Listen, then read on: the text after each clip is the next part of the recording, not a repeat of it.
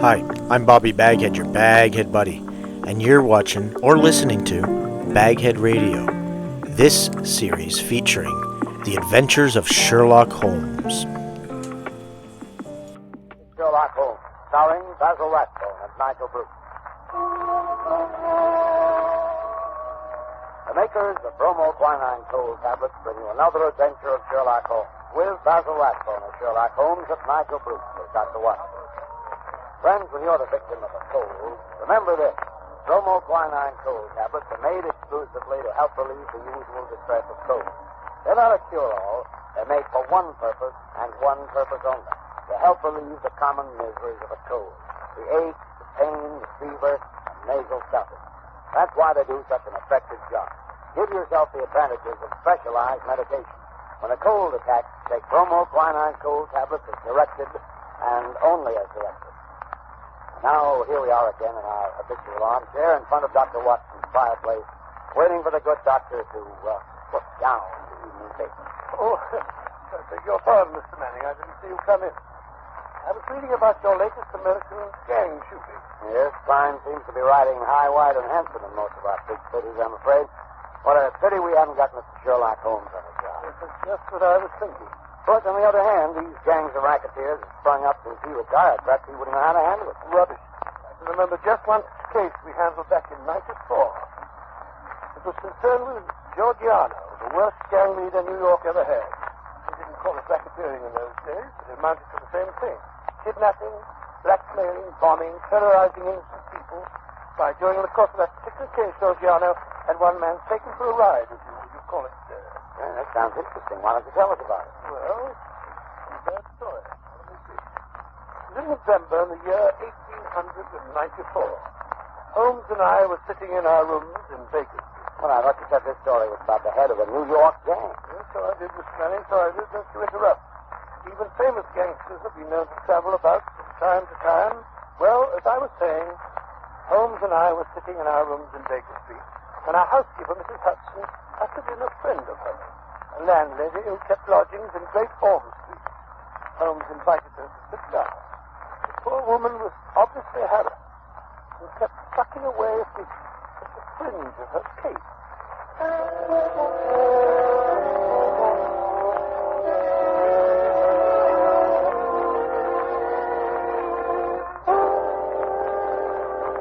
Mrs. Hudson tells me that you've been having some difficulty with the lodger, Mrs. Warren, that's thank my you, name, thank you. sir. No, Mr. Henry, you couldn't call it difficulty I'm having. And it was a lodge that was easier to do for. It's just that I don't see him from one weekend to the other. Oh, come now. That's nothing to be uneasy about. My best Mrs. Warren, if I were your lodger, there would be many occasions when you wouldn't see me for weeks at a time. I work a good deal at night, you know, and do my sleeping by day. Oh, no doubt, Mr. Holmes. But this is different. He never goes out, not even at night. I've waited up to find out. I never see his face, not even when he pays his bills. Not a sign of him ever seen for the last 3 weeks. And how do you know he's still there? Like he's trying to get away from something? Oh, it frightens me, Mr. Holmes. I can't sleep for fright. When did this lodger first come to you? 3 weeks back it was. He has returned to my place, 50 shillings a week.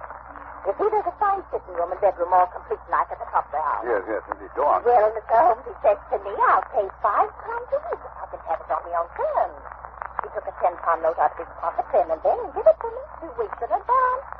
Then he says he's to be left entirely to himself and never for any excuse are we to disturb him. So he took the rooms and hasn't been out since. Oh, yes, he has, sir. What? But I thought you said that he... Just what it was, sir, that first night. He went out and returned very late. He was all in bed, but I heard him walking up the stairs. And his door shut and locked. Always keeps it locked. And I ain't seen him since. But his meals. How did he get his meals? Well, when he rings, I take a tray up and leave it on a chair outside his door. Then when he rings again, up I goes and take the tray away empty. If he wasn't anything else, he writes it on a bit of paper and puts it on the tray. I see. Have you brought any of those bits of paper with you? Yes, Mr. Holmes. There's been 3. Good. Here they are. Uh-huh. When today? Most interesting. Written with a broad, pointed, violet-tipped pencil and printed. Well, what do they say, Holmes? The messages are quite laconic, my dear Watson. Soap, Daily Gazette, and match. They open up a very pleasing field of intelligent speculation. Suggestive, Watson, very suggestive. The gentleman... Anything very unusual about those papers? No. That's printed. The gentleman doesn't wish Mrs. Warren to obtain a sample of his handwriting. And here, look. On this slip, our piece of soap, a corner has been torn away. There is evidently some mark, perhaps a thumbprint. It might give a clue to the man's identity. Furthermore, the person is undoubtedly a foreigner. Oh, and how do you deduce that? When he writes match, not matches. You must look the word up in the dictionary, which gave only the singular, of course. Now, Mrs. Warren, what did your lodger look like when he came to take the room? Youngish he was, Mr. Holmes, not over 30. Middle size, dark, and he had a beard. Spoke English? Yes, sir, he spoke English well enough, but with an accent. He was a foreigner. What did I tell you, Watson? What did I tell you? Did he give his name? No, sir. He had any letters or callers? No, sir. Where did he retire when you or the girl go in to do his in the morning? We don't go in, sir. Just for himself. Oh, I see, yes, interesting. And you say nothing has come out of that room? Absolutely nothing? Just 2 burnt matches and a cigarette end. They was on the tray this morning. You brought them with you? Oh, that I did, sir. Mrs. Hudson told me how you said nothing was too small to take notice of. Mrs. Hudson was right. Yes, sir, here you be. These matches were used to light cigarettes. Steady. How can you tell what the matches were used for? Quite obvious, my dear. Wasn't quite obvious.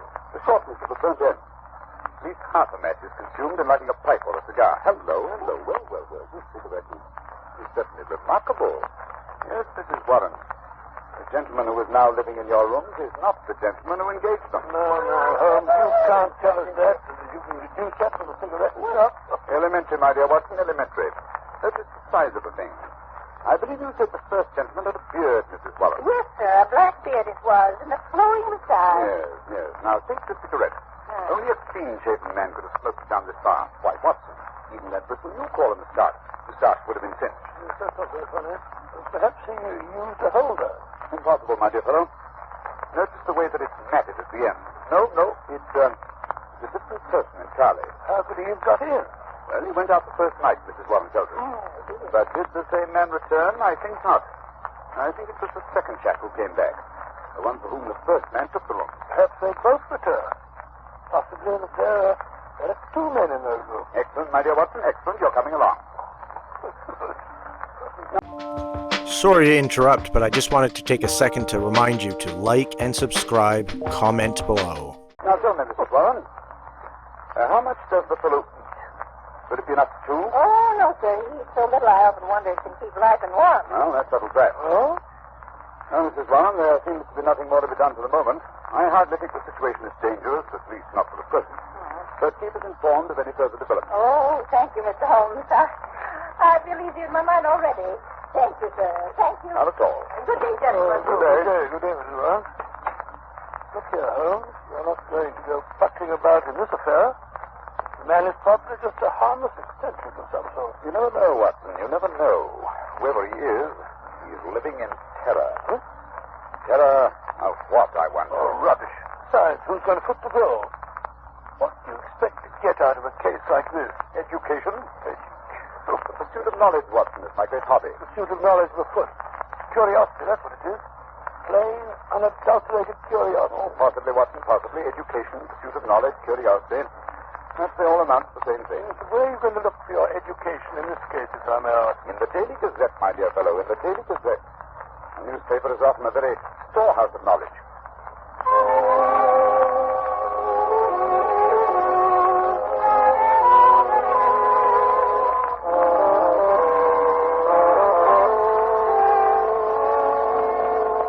I say, Holmes, every time I look at you, you have your nose buried in a copy of the Daily Gazette. Why the fondness for that yellow rag? Yeah. The Daily Gazette is the paper Mrs. Warren's mysterious lodger asked for, remember? Well, what of it? What can you discover from a common newspaper? The answer is nothing. Nothing at all. Here it is 4 days since we heard of that mysterious gentleman, Mrs. Warren. What have you unearthed? Nothing. Absolutely nothing. No, you're wrong as usual, my dear Watson.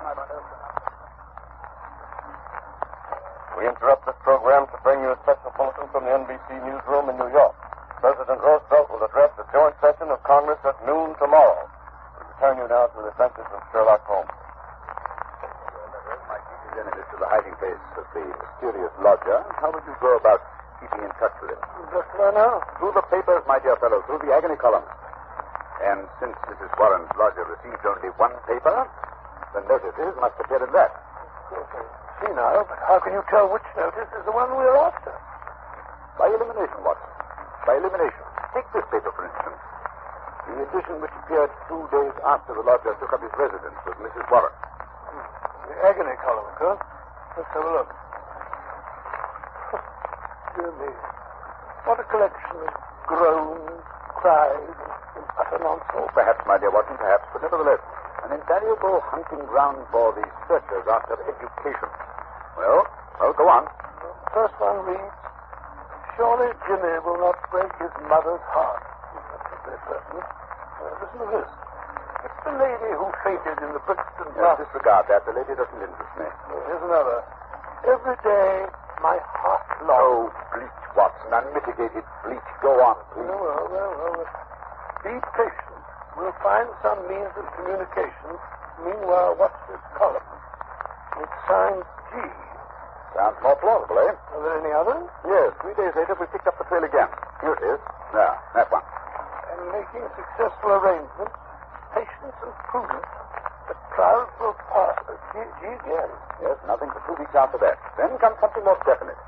Here. The park is clearing. If I find chance to signal, remember code. A1, B2, and so on. You'll hear soon. Oh, what's for G? By Jove. Things are warming up. Oh, see who that is, will you, Watson? Sure. I'm sure you wanted to run. Thank you so much. Well. What is it? It's the afternoon copy of the Gazette that has just arrived. This is how to make that order up. Good. See if there's anything in it. House of Parliament in heated session. Actress has pearls stolen. Oh, come on. Give me that paper. Look, Holmes, you tell. Snatching a paper out of a fellow's hands like that. Nice manners, I must say. Here we are, Watson. Here we are. I read house with white stone facing, third floor, second window left after dusk. G. Ha. That's definite enough, Watson. That's definite enough. Hello. What's that? Look out of the window, will you, Watson? Your friend, Mrs. Warren. I said it. She must be excited. Her hat's on the side of her head, and she's puffing like a steam engine. There's Mrs. Hudson. Just let her in. Yeah, something's happened. We weren't there. Confound it, Watson. I hope nothing did it. Come in. Oh, Mrs. Warren, what's up? oh, Mr. Holmes, sir, I come as best as I could. Well, here, take a chair and get your breath. Oh. No, wait a minute. Sit down. Oh. That's better. Now then, what's happened? It's a police matter, that's what it is. I'll have no more of it, and I won't. I'll pack him on baggage. I'm at the end of my patience, I am. When it comes to knocking my old man about... Mr. Warren, well, tighten him up anyway. Who did that? Well, that's what we want to know. It was around 11 this morning. There was a fog, you remember? Well, I sent Mr. Warren around to get me some money in for the stew we were to have for lunch.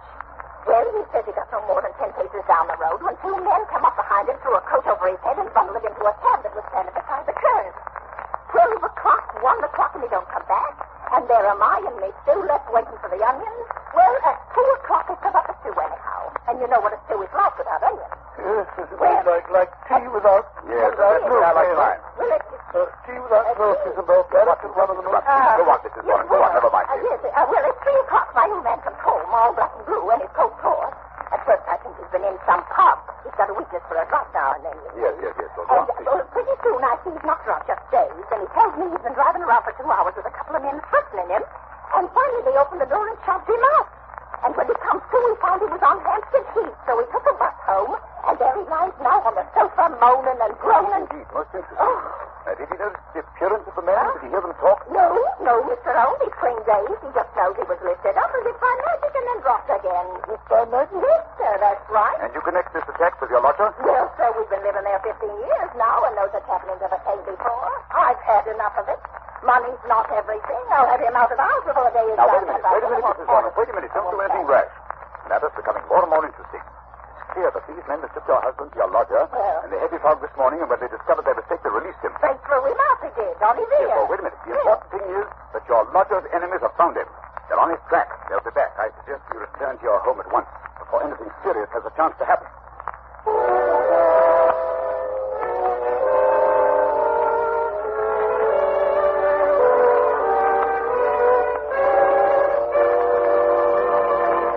Just a moment, we'll rejoin Sherlock Holmes as he endeavors to solve the mystery of Mrs. Warren's lodger. Ladies and gentlemen, in every American city, town, or village, you'll find a group of people who are worthy of the highest praise. the American druggists, men and women who are always on the job to serve our needs day and night. This evening we have a very welcome guest, a druggist from the city of the famous Mardi Gras, colorful New Orleans, Mr. Wally Schweikart of the Schaefer and Schweikart Pharmacy at Carrollton and Jeanette. Now, here's what happened the other day when a friend of mine visited the Schaefer and Schweikart Pharmacy. Mr. Schweikart, you certainly have a fine modern drugstore. How long have you been serving this neighborhood? About 25 years. Well, sir, it's a long time. Say, what were those big buildings I just passed on the way out? Why, the famous Tulane and Loyola University. And we're proud to have some of the students among our best customers. And I suppose you have an occasional professor stopping in, too, huh? Yes, we do. College students and professors buy medicines just like anyone else. And that brings up a question I'd like to ask. What do most of your customers buy when they want to relieve the usual symptoms of cold? Bromoquinine cold tablets by a big margin. We recommend them, and both Mr. Schaefer and I have used them to help relieve the common miseries of our own cold. That's just the way it happened, isn't it, Mr. Schweikart? Yes, that's right. It's been a pleasure to have you with us, Mr. Schweikart, and your statement bears out the results of a coast-to-coast survey conducted by one of America's leading research organizations and taken among over 2,000 American druggists just like yourself. It was found that more than 87%, that's about 9 out of every 10 druggists, recommend bromoquinine cold tablets as an effective aid in the relief of the usual cold symptoms.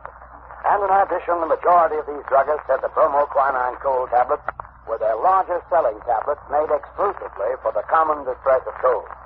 Friends, when you have the usual symptoms of a cold, get the preparation your druggist probably recommends. Time-proven bromoquinine cold tablets can take only as directed. Bromo, B-R-O-M-O. Quinine, Q-U-I-N-I-N-E. Bromoquinine cold tablets.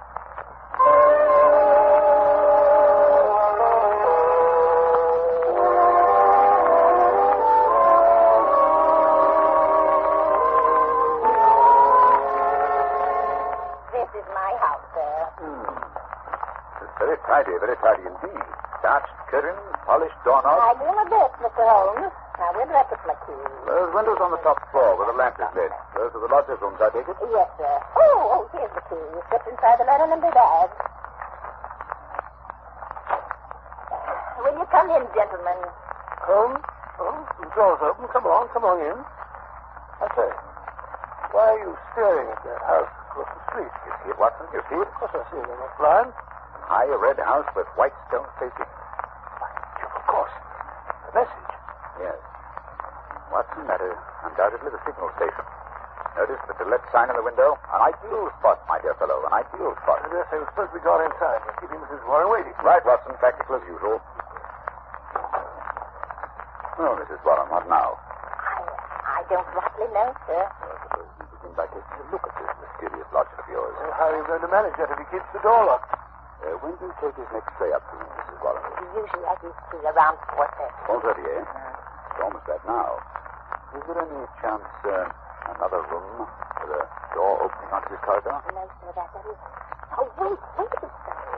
There's a cupboard. A big cupboard almost opposite his door. Yes? Excellent. What you and I will secrete ourselves in that cupboard while Mrs. Warren fixes the gentleman's tea tray. Very good, sir. I'll do it right away. It's the top floor, Mr. Holmes. You can't miss it. The cupboard door is the first one to the right, at the head of the stairs. Good, thank you. Come on, Watson. You do think it's nice lying like this? What? You've too many scruples to play first-class detective. Oh, come on.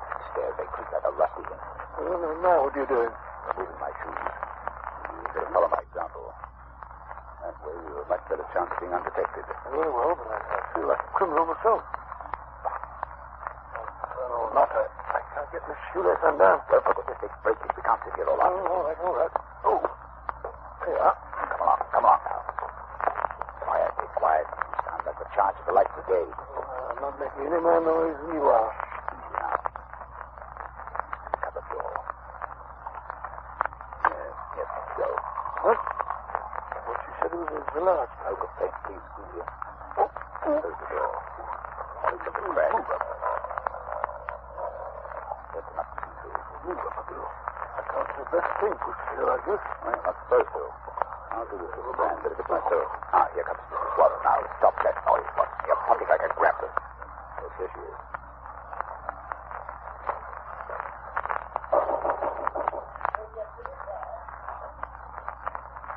Slipped on chair. Going away. At the door now. So, slowly, and a big bite thunder. Well, I'm dashed. What is it, Holmes? What's happened? Something I did not foresee. Follow me downstairs quickly, Watson. My own excitement. Who was it? Who opened the door? Remember, I deduced the substitution of lodgers, Watson? Yes. What I did not foresee was that we should find a woman, and no ordinary woman, Watson. No, of course not. Dark, young, handsome, with a face etched with terror. Terror? Do you think she saw us? I think she suspected our presence. Well, what do we do now? We put on our shoes. We're going to spend the next few minutes on the front doorstep. Why? You remember the message said that G would communicate with the lady at dusk today? You keep an eye on the window opposite. Yes, but that's It's almost dark now. Come along.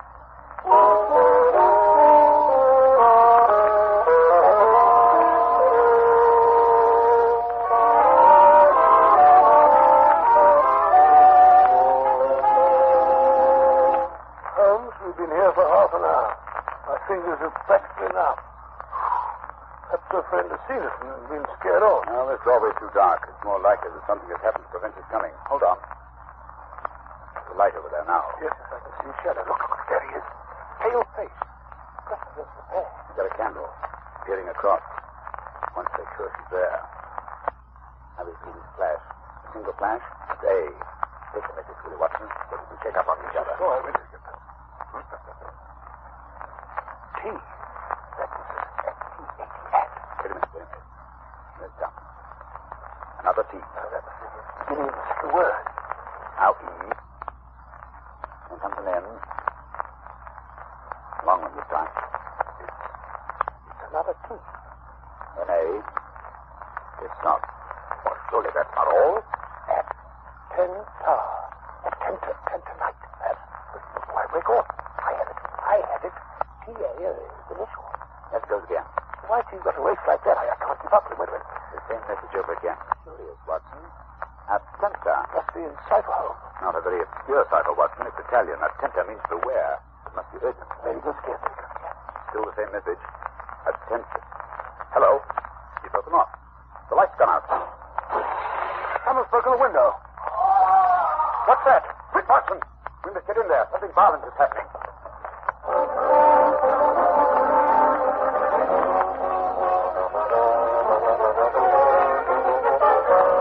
The door's unlocked, Holmes. Come along, Ben. Keep your revolver handy. Dark, I can't see a face. Here, up these stairs. Hello. There's a candle where he dropped it. It's warm. Got a match, Watson. That's better. Let's look around a bit. Oh, so quiet. Almost uncanny. Where could he have gone? There's a broken window. And here, look here, Watson. Blood. A trail of blood. Some heavy object has been dragged along the floor. Use this cupboard door. Open it, Watson. Is it out? Oh, very well. Holmes, look.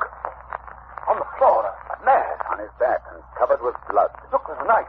A knife sticking straight up. Driven blade deep into the body. A terrific blow. Give me that candle. Let's have a look at him. Yes. There. Look at the red circle drawn on the floor under his head. A halo in blood. Holmes, what are you doing with that candle? Finishing the message. I think it will be helpful. Let's get to the root of this mystery. I must find out how he got there. You mean this man? Then you recognize him? Naturally, Watson. It's Black Georgiano, the head of the most terrible band of criminals in America. Like Georgiano. Gee, Georgiano. Then it must be he who sent the message. What's he doing over here in England? That's the question we must ask a lady from across the street. We should be here in a moment. I signaled her to come. Here she is. What is it? I have a come. Ah, fool. What is it? What have you done with me? You must prepare yourself for a nasty shock, madam. My husband, what has happened?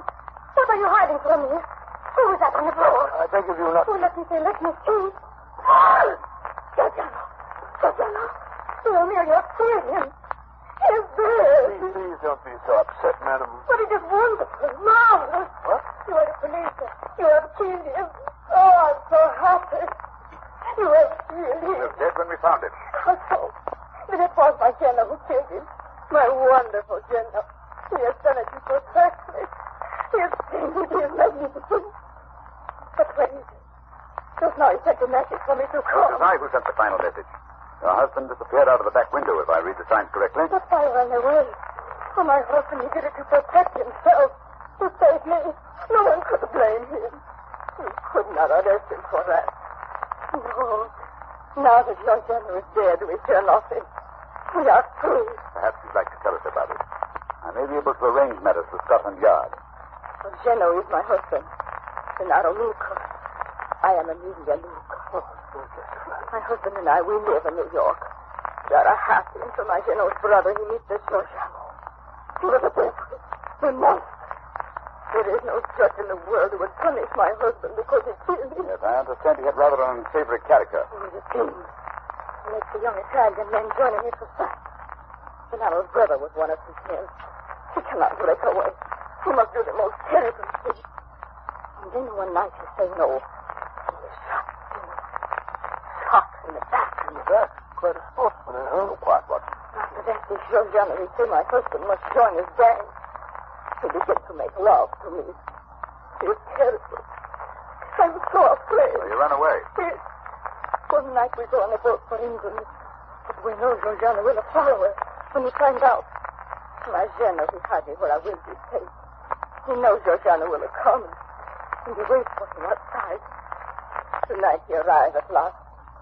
But my Jenna is ready. He is prepared to kill him. Oh, he is a hero, my Gennaro.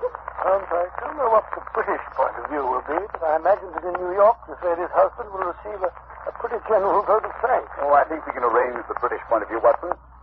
Scotland Yard has been on the lookout for this Giorgiano since they heard he had landed. Mr. Luca has just taken a little bit of work, that's all. And now, Mrs. Luca, if you'll come with me, I believe we can arrange matters satisfactorily. Gracias, senor, gracias. I'm so happy. Well, it's been an interesting case, Holmes, but I still can't for the life of me see what you expect to get out of it. Education, Watson, a little more education. Always seeking knowledge at the old university.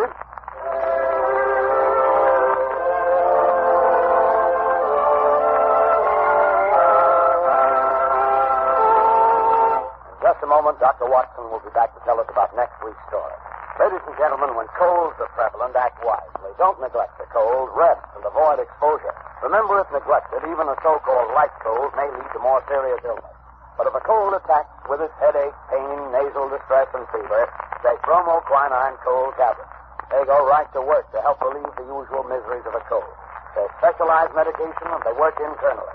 They bring prompt relief, grateful relief, and they are time-proven. They're known and sold everywhere to help relieve the common discomforts of cold. Yes, you can take them with confidence. So when you have the usual symptoms of a cold, get busy and take bromoquinine cold tablets. Use only as directed, and be sure to get the real thing. Look for the letters LBQ on the tablet, and always ask for them by name. Bromo, B-R-O-M-O. Quinine, Q-U-I-N-I-N-E. Bromoquinine cold tablets. Now, Dr. Watson, what about next week? Well, next week I think I'll tell you an adventure that took me on a wild goose chase halfway across the continent of Europe. A case which Holmes solved by opening a coffer.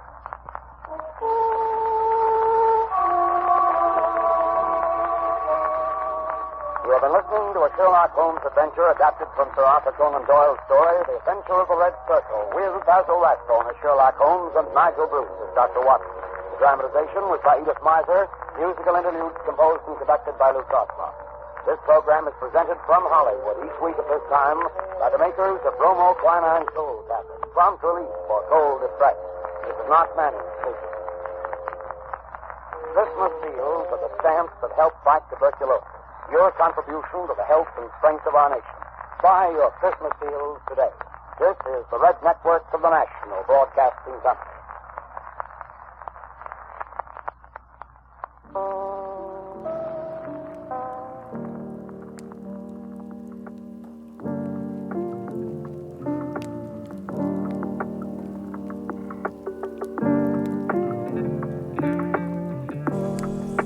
Once again, I'm Bobby Baghead, your Baghead buddy, and you've been watching or listening to BagHead Radio. Please click like and subscribe. Leave any comments down below, and stay tuned for more.